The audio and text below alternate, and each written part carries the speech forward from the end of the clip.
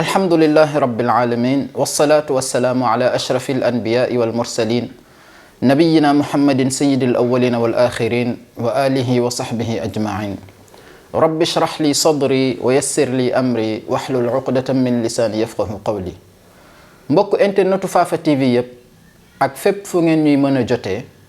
moo xam ci biir réew mi la wala ci bitim réew ñu ngi leen di wax assalaamu aleykum wa rahmatullah. waaleykum salaam wa rahmatullah. ñu ngi amaat mbégte dellusiwaat ak yéen ci suñu jotaayu jàngat bi nga xam ne saa su nekk ñu ngi leen koy faral di indil comme ni ngeen ko xamee rek jotaayu jàngat li ko tax a jóg mooy jàng ak jàngale waaye itam joxe bépp information boo xam ne day nekk une information utile et vertueuse nga xam ne dina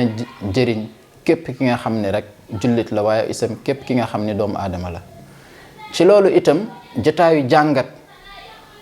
tey war a def benn taxaw seetlu benn jàngat ci suñu dëkkandoo yi nga xam ne moom lañ dendal muy Mali. xam ngeen ni ñun fii Afrique daanaka lii nga xam ni mooy limite yi daanaka amu fi woon sax colonial bi moo ko indi woon. kat lépp li nga xam ne dal na suñuy mbokk suñu ay voisins moo xam ne bu fekkee narul jur jàmm war nañ si def ay taxaw seetlu ay jàngat ci loolu kan ñu ni nañ def benn jàngat bu xaw a yaatu si lii nga xam ni mooy Mali maanaam ci origine ba fii mu toll nii ci loolu ñu si dalal ki nga xam ni daanaka kenn dootu ko présenté ci suñu jotaay mooy al imam Alioune Badara Ndao balaa ñu siy dugg ñu jox ko kàddu mu nuyoo ñu soog a dugg suñu jotaayu jàngat al imam bismillah. bismillahi rahmani rahim alhamdulillahi rabbil alamin allahumma salli wa sallim wa barik ala nabiyina muhammadin nabiyi al ummi al amin wa ala alihi wa ashabihi ajmain assalaamu aleykum wa rahmatullahi wa barakatuh. waaleykum salaam. mbokki internet yi ci Fafa TV biir réew mi biti réew mi ñu ngi leen di nuyu di leen ñaanal jàmm ak fu ngeen mën a ne yokkute zahiran wa batinan muy tawat yi yal na yàlla saafara leen buy tukki yal na yàlla delloo si leen te bu ñuy ñëw yal nañu ànd ak màng nekk ci xat-xat itam yal na yàlla yërale mooy xeetale leen. waaw alhamdulilah ñu ngi delloo kàddu gi sunu rak muy sëñ Bamba mu dugg ci waxtaan wi incha allah. alhamdulilah jazakumullahu xayran al imam comme niñ leen ko waxee rek mbokk internetu Fafa TV yi. ñun ñëpp umpale wuñ ni jamono yi yëpp li xew maanaam situation bi nga xam ni moom moo xew ci Mali rawatina sanction yi nga xam ni moom la CEDEAO jël teg ko ci dëkk boobu. waaye balaa ñu ñëw ci loolu sax ñun bëgg nañ def maanaam benn jàngat bu xaw a sori. al imam ñun bëggoon nañ li njëkk mooy nga wax ñu maanaam empire du Mali si boppam fan la sosoo maanaam ak ñan ñoo ko sos lan mooy processus maanaam sosuwaayu empire du Mali. waaw jërëjëf Bamba. alhamdulillahi rabbil alamin empire du Mali moom la ñuy tuddee al impératoriatul maliya empire bu mag la woon bu xóotu ci biir histoire islam dafa teel dugg ci Afrique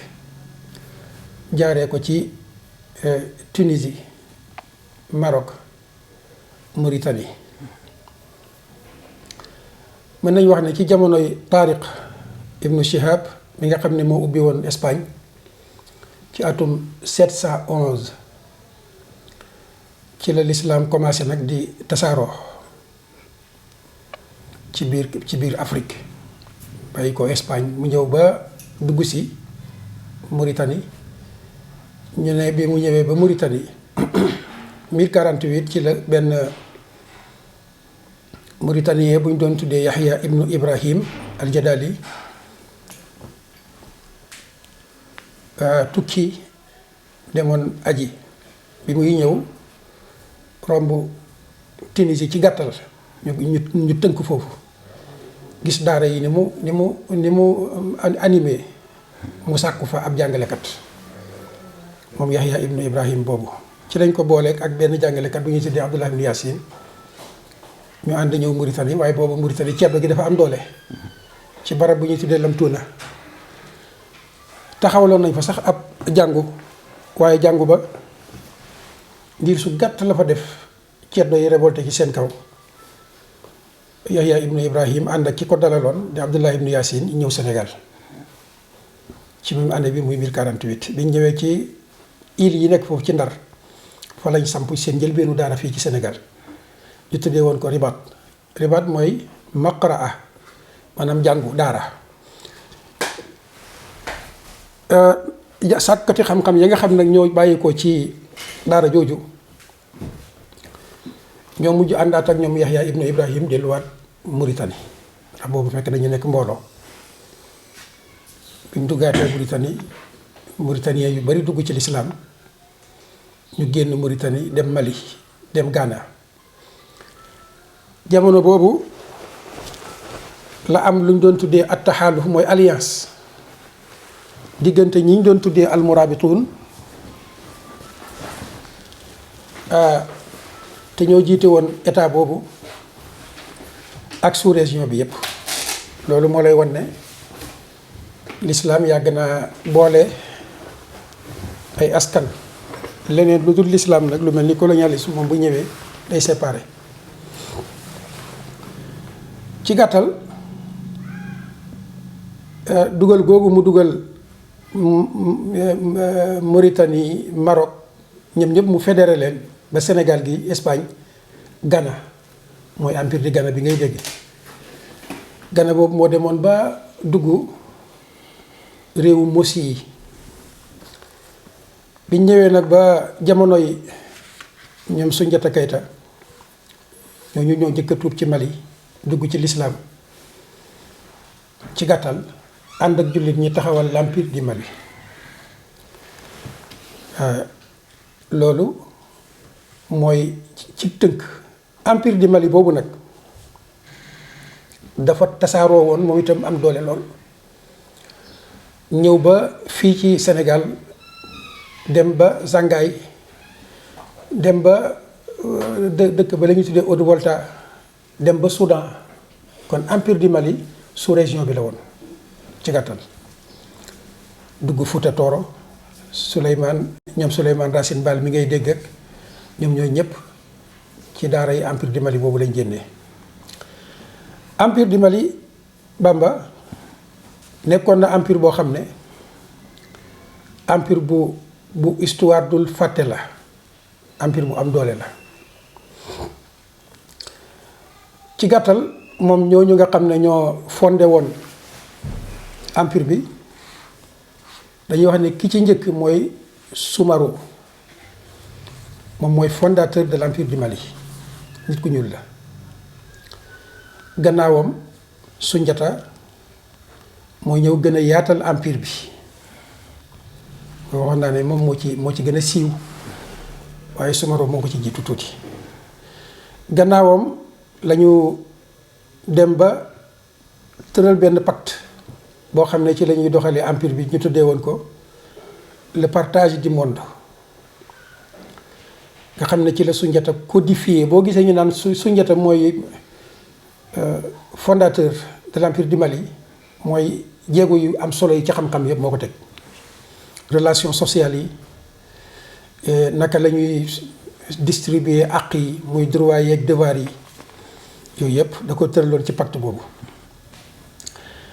ci pacte boobu it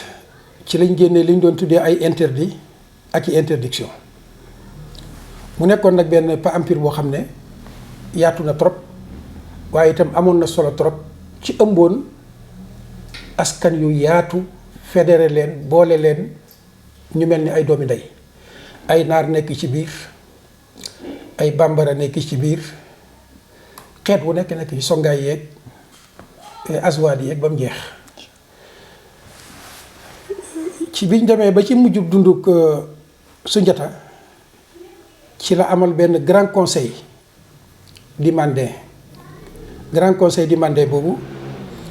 mën nañu wax ne li ko taxoon a jóg dëgg mooy gën a xóotal gëstu yi ci wàllu xam-xam moo tax ci lañu tabax lu mel ni ki grande mosquée bu Gao grande mosquée bu Tombouctou yooyu nga xam ne ay dëkk yu cosaanu lañ ci lislaam loolu moo lay wan ne kon empire du Mali empire islamique la woon. Soundiata Keita ci turu Keita maanaam santu Keita ñoom ñoo ko doon jiite waaye charte bi ñëpp la bootoon kon dafa mel ni amoon na lu tuuti lu xaw a nekk royaume ñu koy donnante waaye ñëpp la ëmboon ba ci jamono ñoom Mansa Moussa ci ak ajam gu siiw ga ñu wax ne la ko toppoon jege woon na ay ci ay chiffres yi ñu wax mën na nekk dëgg mën na ñàkk nekk dëgg ñenn ñi dem nañu ba bay wax 6000 personnes ñenn ñi di ko wàccee ba ay 600 personnes waaye lañ koy déggee rek mooy mbooloo mu bëri toppoon na ko yoroon lu bëri ci alal fu mu romb ci réewi arab yi wucc ci loo xam ne ci alal fa tabarakallah kenn xamul mënul laa wax na mu toll ci gàttal empire du Mali boobu bi ñu demee ba mu nërmeelu la ko empire du Sangaay wuutu ñooñu it bi ñu nërmeeloo ñi ñuy tuddee ci ñoom ay Touareg ñoom itam jëlaat nguur gi kon nga gis ne mujj na génn ci loxoy kayta yi dugg ci Sangaay yi jógee ci seen loxo demaat ci Touareg yi loolu rek moo lay wan ne kon ñooñu ñoo bokk naka jekk ñoo dëkk ci gàttal lii moo sos empire du Mali. macha allah xam naa histoire bi moo taxut ñoo jóg. waaye li ko sos moom lii la islam la. effectivement moo leen fédéré woon boole askan yi yëpp fa tabarakallah. macha allah alhamdulilah macha allah imam mu mel ni wax dëgg yàlla loolu nga ñu indil maanaam si jàngat li nga xam ne mooy origine maanaam Mali fi mu jógee rawatina empire bi. maanaam am solo te suñ la déggee sax mel na ni yaa ngi koy wax ci sa biir wax sax. maanaam kon mën nañu wax ni empire du Mali daanaka maanaam empire musulman la woon. exactement. effectivement loolu imam ci loolu. bëggoon nañ tamit xam maanaam après empire boobu. waaw maanaam Mali tamit naka la def maanaam ba sosu ba dem ba nekk état ba ñu jël seen indépendance. jërëjëf empire du Mali bi mu daanoo dafa tombé exactement. colonialiste yi dugg ci Mali ñoom xam nga ñoom fu ñu dugg dañuy séparer. séparer leen séparation bu méttee xaajale leen ñi nga xam ne ñoo xawoon a gëm ceddo gi mu jël leen notal leen jox leen pouvoir ci kaw ñi nga xam ne ñoom ñoo gënoon a farewoo ak l'islam moo tax bi ñu demee ba ci jamonoy l'indépendance malheureusement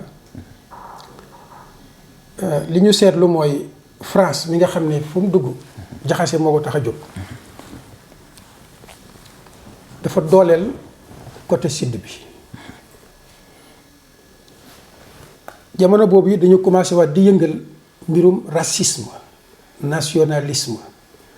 di jël mbir yi di ko teg ci kaw xeet Mali nee naa la ci njëlbeen xamul woon luy xeet xamul woon luy askan l'islam la ñu xamoon ci lañ doon dund ñoom ñëpp mais biñ demee ba jamonoy l'indépendance Modibo Keïta bi nga xam ne moo njëkk a jël pouvoir bi ñoom defuñ ko woon par hasard Modibo Keïta ak ñoom Soundiata Keïta dañoo bokk benn askan bi moo tax république du Mali tubaab yi foofu lañ commencé def seen liggéeyu ñaaw diggante le 1959 ba jàpp août 1960 bokkoon na ci terme yi nga xam ne moom lañ doon commencé di siiwal mooy république du Mali l'héritage la de l'empire médiéval maanaam ñoom dañoo doonaat seen empire maam rek te nee naa la Mali dafa bëri ay askan dafa bëri ay xeet moo tax fédération bi ñu defoon ak Sénégal bi ñu commencé di yëngal mbirum l'héritage de l'empire médiéval de l'empire du Mali ci la tubaab bi jaaraat ci suuf corrompre suñu président ñun muy Senghor mu déclaré indépendance en 1960 août le 20 août jaaraat ci suuf corrompre kii nga xam ne mooy Modibo moom itam mu ne comme sénégalais yi dagg nañ pacte bi ne Modibo moom àla kulli haal ku amoon yéene la amoon na yéene pour tabax Mali ku amoon fulla la ku bëggoon a delloo si waat l'unité africaine la mais malheureusement bàyyiwuñ ko ci 1960 ba 1968 ci la ñu indi kenn ci armée bi ñu koy tuddee Moussa Traoré mu doxal coup d'état ci kawam ci ndimbalul français yi encore malheureusement loolu moo commencé nag di jaxase malien yi ñee dañ jàppoon na indiwaat nañ seen empire maam benn militaire ñëw na renversé na pouvoir bi ci ndimbalul France mu mel ni kon Mali delloowaat nañ ko ci loxol tubaab yi njaxas mii moo commencé dugg ci biir Mali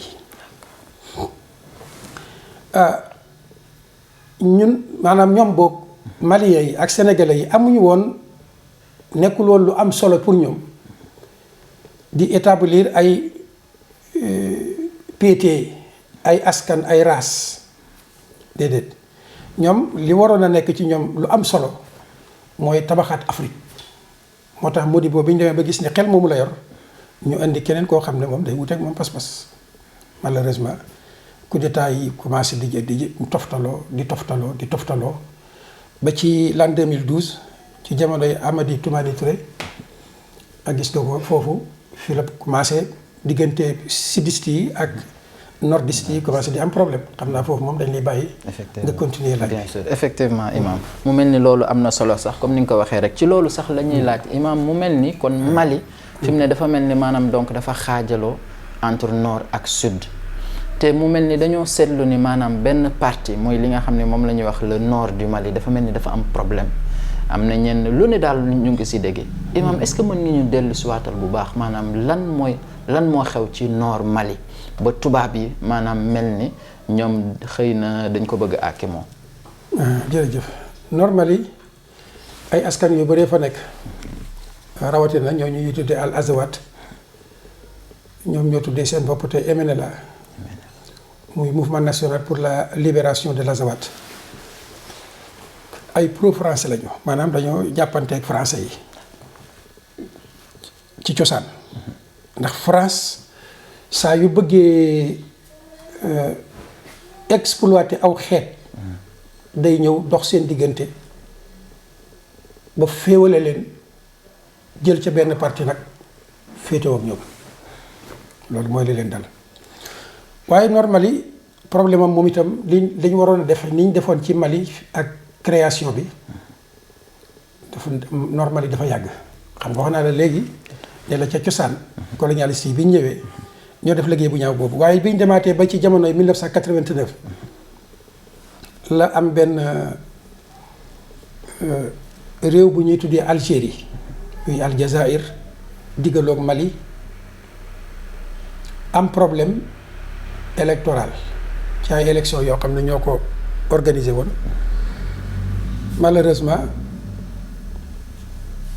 armée bi yàq élection ya ndax islamiste yi dañoo gañe woon 1988 ci lañ leen jox reconnaissance ci seen parti 1990 ñu dem ay élection comme yi ñuy bëgg a jublu nii nga xam ne local la et gañe ko ci façon bu doy waar sax ndax nee na ñu gañe nañ ci lu mat 853 communes te communes yi yëpp bu ñu leen doon compte 1539 communes la kon benn parti rek bu ñëwee gagné 853 communes gagné na largement ci gàttal ñooñu bi ñu demaatee 1992 ñu dellu demaat ci ay élections législatives ñu dellu ko gagné waat largement ci la armée bi jóg dissoudre parti boobu ñu doon tuddee FIS muy Front Islamique du Sali Jabhatul Inqaz al Islami commencé di jàpp seeni njiit di tëj malheureusement loolu moo indi arab yu bari ci biir Algérie daw dugg nord Mali daal la ñoom ñaar dañoo am ay frontières yu yaatoo foofu bañ fa duggee lañ commencé ñoom it créer benn armée islamique riposte ci kanam gouvernement bi di jógee ci Normandie di songu réew moom nga xam ne mooy Algérie ci gàttal. kon nga gis ne Normandie commencé na am ay complications. ab parti bu yaatu ci Algérie dugg si Normandie te Normandie dafa bëri ay arab moo tax bi ñu ñëwee pour am intégration dafay yomb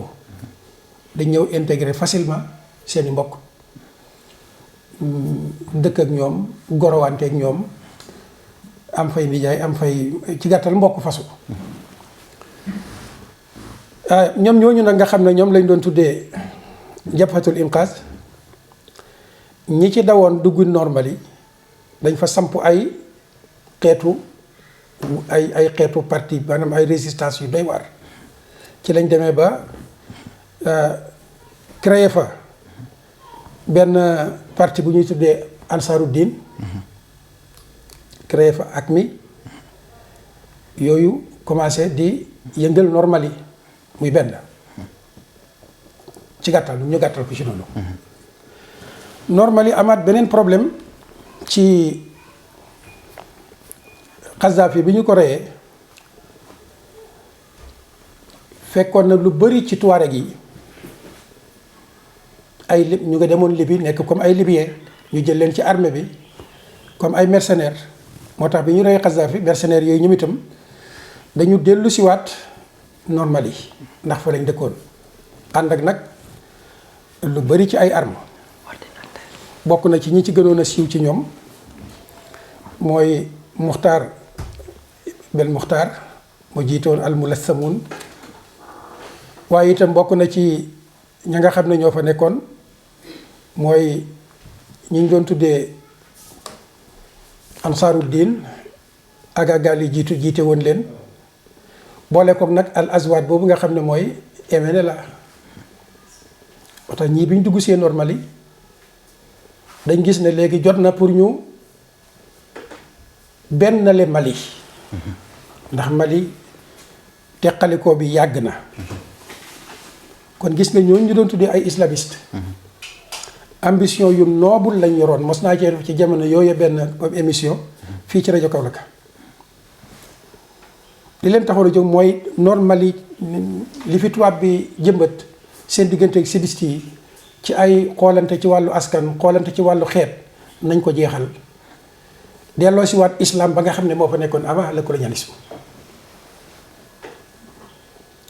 mu wuteeg nag ñi nga xam ne ñoom lañu tuddee mouvement national pour la libération de l'Azawad ñoom dañu amoon yéene pour lan l'indépendance de Normandie loolu moo wutuloon ñaari mouvement yi kon nga gis ne ak Normandie commencé na am problème yu sérieux 1992 ci la Ansaruddin boobu nag feeñ fis ak armes yi nga xam ne ñoo bàyyi ko Algérie yenn yi bàyyi ko Libye loolu permettre leen ñu dem tamit mu gaaw neutraliser ñi nga xam ne ñooy pro français yi ñu leen doon tuddee MNLA kon France xam na ne Normandie gee nga xam ne njëriñam la ci la ci ay alliés nekkoon day tàbbi ci loxol islamiste yi loolaa waral mu ñëwin bu gaaw jëfandikoo conseil de sécurité ci ronam la ñu ñëwee Normandie malheureusement dàqaat islamiste yi delloowaat pouvoir bi sudiste yi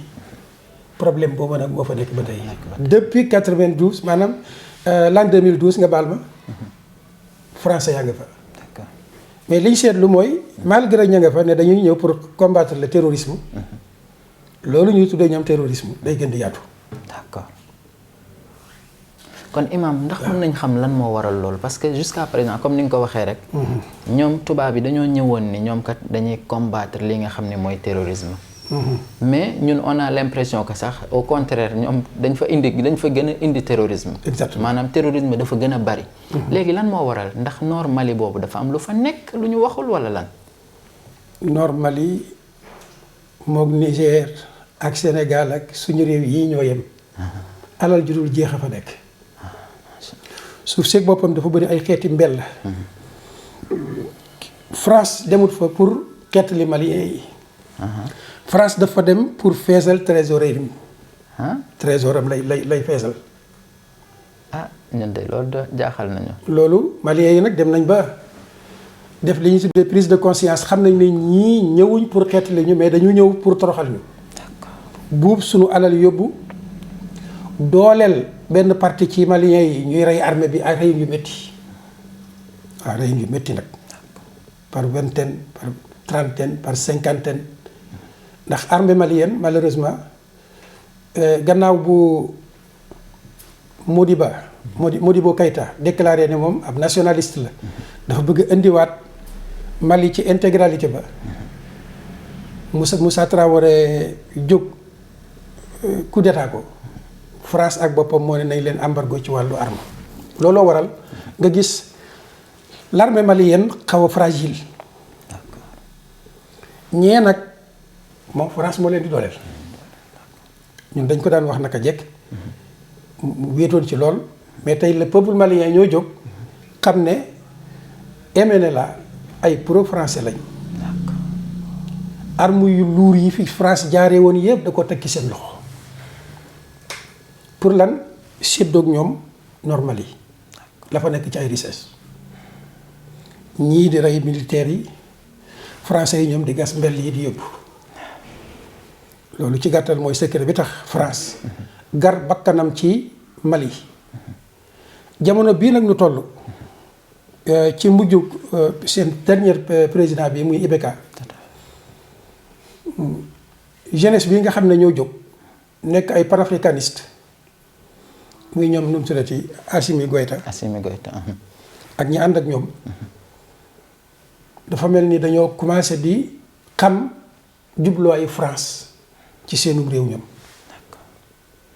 loolu waral bi population bi jógee révolté ne soxlaatuñ fi IBK ngir lan yàgg na fi digganteem ak français yi te liñ doon saafara dara saafara wu ci seeni militaire ñu ngi leen di gën di faat seeni mbell ñu ngi koy sàcc seeni nit ñu baax ñu ngi leen di taxé ay terroristes di leen toroxal lii moo indi population bi jóg def ay manifestation yu am doole yu am solo ci biir manifestation yooyu ci la armée bi jógee jël pouvoir bi xam nga delloo woon nañ ko fi civil yi ci Bandaw ak ki mu àndaloon ci bopp premier ministre am nu mu tuddati naka Souleymane Wan xaw ma voilà ci gàttal ñooñu it ndeke bañ leen di teg rek France jaaraat na ci suuf lëkkaluwaat ak ñoom pour delloo si fa lu yées la fa IBK defoon ba tax xeet bi jóg militaire yi renversé woon IBK di lu ko renversé woon Bandaw ne nag jot na li tax ba tey jii Mali mënagul a am état bu stable ñu régler problème boobu. effectivement imam sax ci loolu sax la ñuy dugalee suñu laaj xëy na balaa loolu sax mooy kii di IBK mooy Ibrahima Boubacar Keïta bi ngay tudd léegi nii yàlla na ko yàlla yërëm démb rek lañ dégg ni wuy ji na boromam di ko ñaanal suñu borom yërëm ko te jéggal ko waaye effectivement imam bu ñu déggee lii nga wax maanaam lu am solo lii nga wax xëy na sanction yi dinañ si ñëw sax mais balaa ñuy ñëw ci sanction yi ñu bëgg xam comme ndeke lii nga xam ni moom moo tax maanaam ba ñu sanctionné peuple malien muy lan mooy élection yi ñu waxoon ni dañ ko waroon organiser kon imam ndax est-ce que jamono ji kon élection mën na xew ci Mali. jërëjëf laaj bu am solo ku xam Mali ak yaatuwaayam ak état beeg néew dooleem da nga xam ne même tey bu ñu fa defoon ay élection yi ñu cee participer et mënta passé 25%. te 25% yooyu bu ñu demee ba di ca participer na cee participer difficilement am réew nag su fekkente ne ña ko séq 75% ya presque mën nañu wax ne rëcc na loxol état yaakaar naa li gën a urgent mooy régler problème boobu ba jokkalewaat nordiste yi sudiste yi Mali nekkaat benn territoire Mali am benn président lee ñuy tuddee islamisme radicalisme jihadisme te kat du lenn lu dul loxol France léegi leer na ñëpp yaakaar naa ne man damay wax ne ñoom ñooy les véritables terroristes. effectivement. bu ko defee kon loolu régler problème boobu moo gën a urgent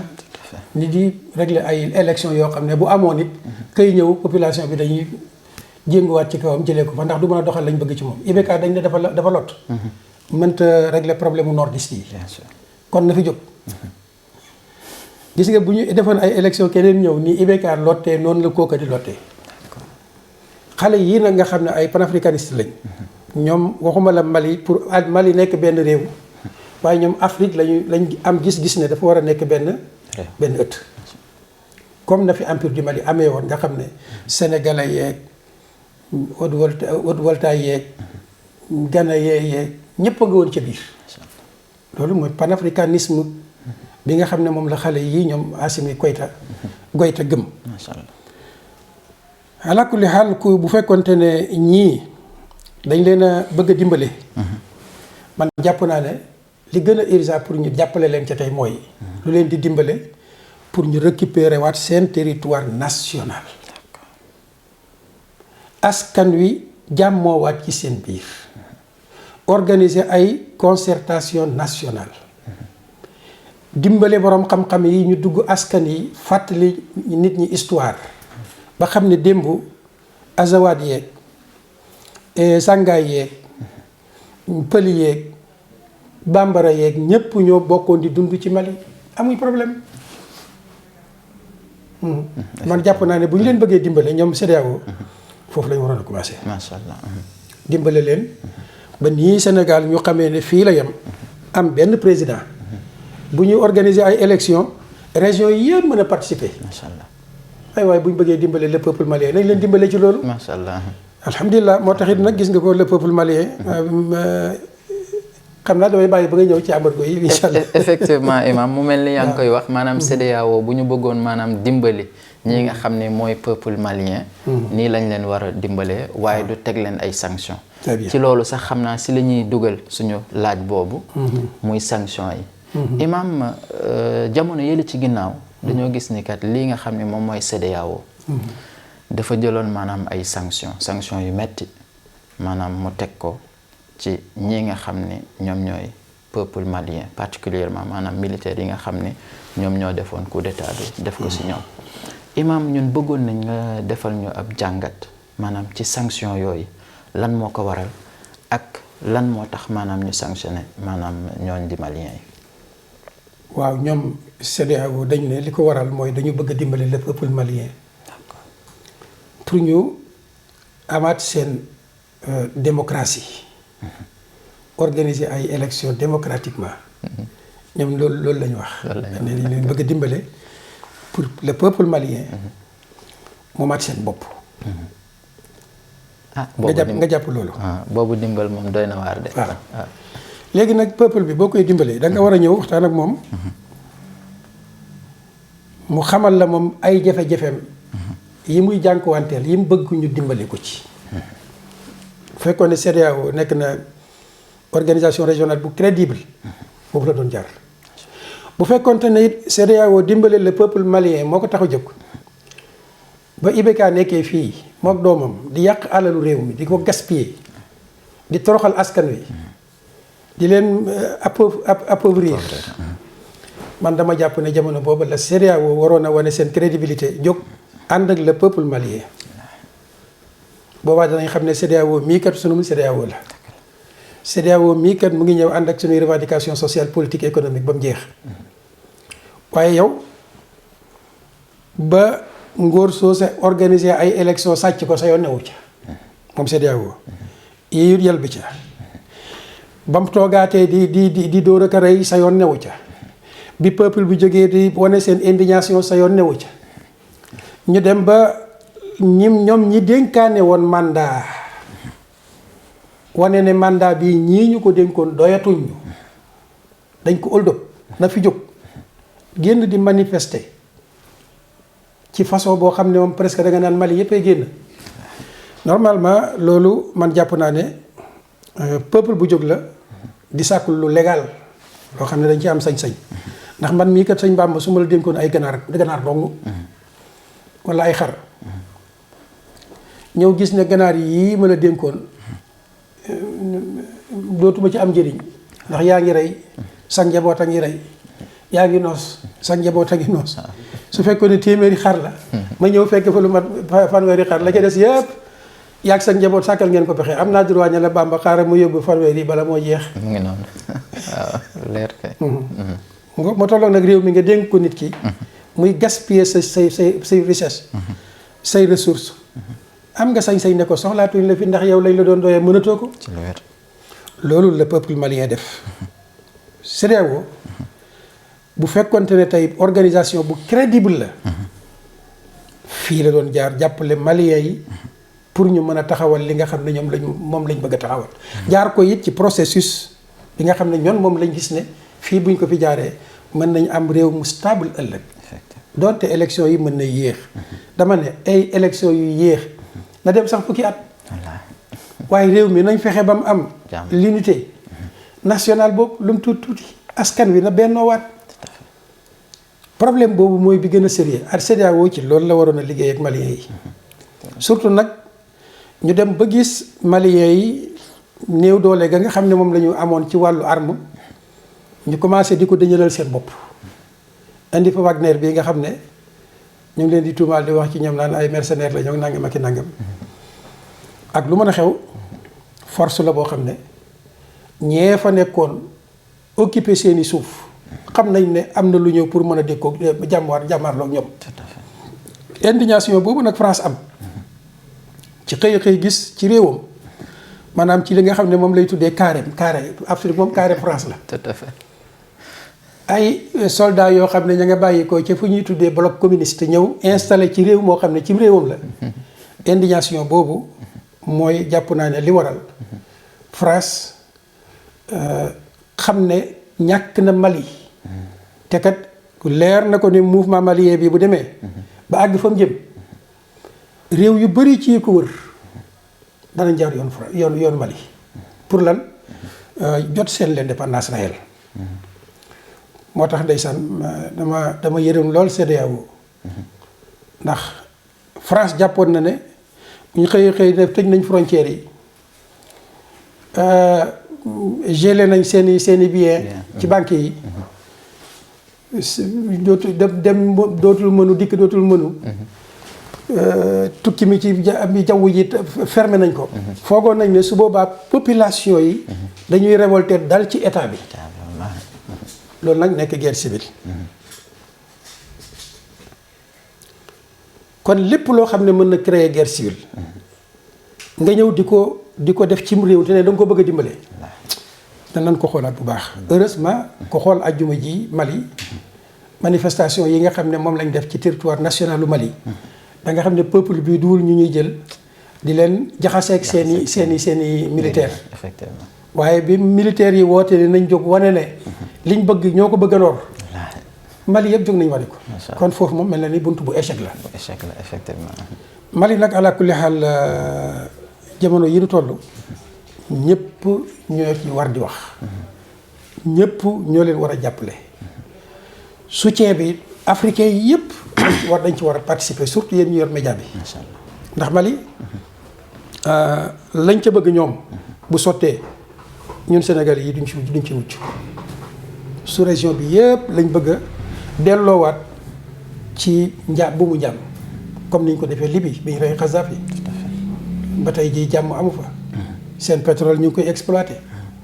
te xam nga ne Sénégal gi malheureusement ki fi nekk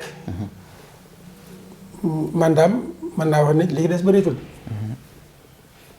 des bëreetul te it moom moo nekkaat ci bopp CEDEAO d'accord te kenn umpalewul relation bu forte bi dox digganteem ak France France nag moom tàkkuk sous région bi dong mooy bëgg-bëggam d'accord moo tax ala kulli haal ñëpp ci war a xelaat dëgg la kay ñëpp ko war a conseiller mu deltu gannaaw ci matuwaay yi nga xam ne moom la ànd ak yi mu àndal di ko jël ndax askan yi rek ci loru. alhamdulilah al imam mu mel ni buñ la déggee. dafa mel ni yow da nga ni maanaam France. te ñun par exemple maanaam CEDEAO. nga xam ne ñoom ñooy waa Afrique mooy mbootaayu Afrique ñoom ñoo jël décision bi wala kon bokk xanaa bokk CEDEAO jëluñu décision bi wala France moo leen jëloo décision wala lan ñun bëgg nañ xam ndax maanaam décision CEDEAO la maanaam africains yi si boppam ñoom ñoo décidé maanaam sanctionné seen mbokk mii di Mali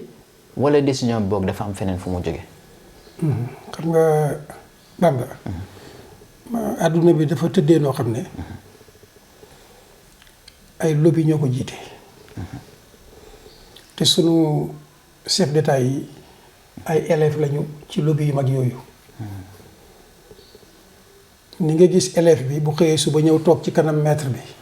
di ko déglu ba mu di jot yow moom jàngalekat nga ak di ko nawloo nag luñ ko jox rek mu bind su paree daal di leemaatub kayam yóbbu bu demee ci kër gi diiru la mu nekk ci kër ga la ko maître ba joxoon rek ci la nekk noonu nag ni la suñu chef d'état yi demee ak France moo tax ñu tuddee ay élèves Sénégal gii nag dafa bokk ci mook Côte d'Ivoire les meilleurs élèves de la France waaw moo tax bu ñu demee ba ñaar ñooñu am kàddu ci CEDEAO lu France bëgg rek ci la ñuy jar moo tax man mbir mi du ma leen ko askane France laa koy askane direct ñii ñoom daanaka mën nañ wax ne rek dañ leen di bës ay bouton lañ rek ñuy exécuté macha allah imam mu mel ni leer na xam naa daanaka ñu ngi ci suñu mujjantelu li nga xam ne mooy suñu jotaay kon imam rek xam naa kàddu gu mujj rek biñ lay laaj mooy maanaam lan nga jàpp ne xëy na kon moom mooy solution maanaam pour Mali maanaam génn amaana buñ ko mënee wax ci lëndëm yi mu nekk ak peuple africain yi maanaam ban soutien lañ leen war a indil. très bien fi mu ne dama jàpp ne sëñ Bamba li ñu ñuy tuddee ay société civile ci biir Afrique jot nañu jéem a lënkale seen bopp à travers les réseaux sociaux di tëral ay programme à l'échelle africaine di ko wéyalandoor ñëpp jàppale Maliens yi soutenir leen moralement ndax ñoom fi mu ne ku leen soutenir moralement lañ soxla ba wane ne peuple yëpp a ngi ànd ak ñoom loolu muy benn ci wàllu société civile yi ñaareel bi ñi nga xam ne it wax dëgg yàlla ay yilimaan lañu nekk ay porteurs de voix bu ñu waxee na yilimaan yi kilifa diine yeeg ñëpp day dugg ñoom it war nañu dugg ci combat boobu ci wàllu sensibilisation wane ne lii kat le peuple malien di sàkku dañ ci am àq nangul leen ko wareef la aw xeet waruñoo taxaw xam ne lii mooy seen njëriñ ñu décider pour jaar ca ay nit taxaw fële ne leen du ci dal bu fekkee ne chef d'état yëpp gis nañu seeni xeet jàppale maliens yi jàppale seeni dirigeant soobaa ñoom dañuy wéet ci combat bi dootuñu mën a dem loolu mooy li nga xam ne moom laay dénk sama bopp di ko dénk sama mbokki yilimaan yi yëpp di ko dénk mboolem société civile yi nga xam ne ñu ngi ci biir dëkk bi waaye itam di ko dénk mboolem ñi nga xam ne dañuy yëngatu ci wàllu àq ak yelleefu doomu aadama muy droit de l'homme yi moment bi ñoom ñëpp ñoo war a jóg àndandoor lënkaloo ak le peuple malien ànd ak ñoom bu jaree ay manifestation ñu def ko bu jaree ay discours ñu def ko lu mu laaj ci combat bi rek ñu def ko pacifiquement loolu man jàpp naa ne mooy li nga xam ne ñun ñëpp ci lañ war a bokk yëngu ànd ceeg Mali ndax Mali bu libéré woo incha allah sous région bi yëpp danañ libéré woo incha allah incha allah alhamdulilah imam jazakumullahu xayran mbokku internetu Fafa TV yi lii lañ leen indi loon ci suñu jotaayu jàngat duñu dañ mukk si di leen ko fàttali Fafa TV principalement jotaayu jàngat li ko tax a jóg mooy jàng ak jàngale maanaam fàttali nit ñi lépp loo xam ne ni dina leen amal njëriñ ci loolu aussi saa su nekk ñu ngi leen di fàttali ni leen tamit bu leen fàtte di abonné waaye aussi à chaque fois tamit di bës cloche bi ngir mën a jot maanaam li nga xam ne mooy notification yi kon dañuy sant suñu borom di gërëm di ko sant di ko ñaanal tamit kii di al imam Alioune Badara Ndao ndax moom saa su nekk rek saa yuñ ko soxlaa rek dañ koy woo rek macha allah mu ñëw defal ñu ay jataay defal ñu ay jàngat bàyyi lépp li nga xam ne mooy yitteem kon dañ koy ñaanal suñu borom sàmm ko aar ko barkeel xam-xam bi macha allah kon al imam ñu jox la nga jox sa kàddu gu mujj ñu tàggatoo ak mbokk internet yi. jërëjëf sëñ Bamba li ñuy def suñu kàddu gu mujj rek mooy fàttaliwaat li njëkkoon ci waxtaan wi moo di ne Mali actuellement réew muñ dispersé la 75% ci territoire Mali nekkatul ci moomeefu état bi bu ko defee kon loolu moo justifier taxawaayu l'armée bi ak peuple bi ne nañ jóg pour delloo si waat territoire yooyu yëpp ba bennale ko mu nekk benn réew lu ñuy xënte ñu door koo xënte bu ko defee loolu su leeree ci suñuy bopp intoxication yi nga xam ne yëpp médiatique la ñu di ko bëgg a jaarale ci suñu yuur yi dootu fa am place bu ko defee kon ñu xam ne le peuple malien seeni revendication lu légitime la lu tegee ci yoon la ñëpp ci war a jàpp nag ci combat bi ñu ngi ciy woo suñu bopp di ci woo yilimaan yi yëpp rawatina nag ajjuma ji li ñëw moom ñëpp war nañ cee def taxawaay yu mat sëkk jërë ngeen jëf macha allah alhamdulillah kon lii mooy une information utile et vertueuse maanaam lu ñëpp waroon xam ni kat ndekekat 75% maanaam ci li nga xam ne mooy pàccu Mali maanaam nekkatul ci moomeelu état bi imam lii day ñu bari umpule woon nañ ko kon alhamdulillah ba nga ko leeralee fii nga xam ne moom mooy Fafa TV kon ñu ngi dellu di sant suñu borom di ñaan lii nga xam ne moom lañ leen indil mu nekk loo xam ne lu am njëriñ lay doon loo xam ne ñun ñëpp dinañ si jëriñu di leen waxaat rek jazakumullahu xayran wassalaamu aleykum wa aleykum assalaam wa rahmatullahi wa barakatuh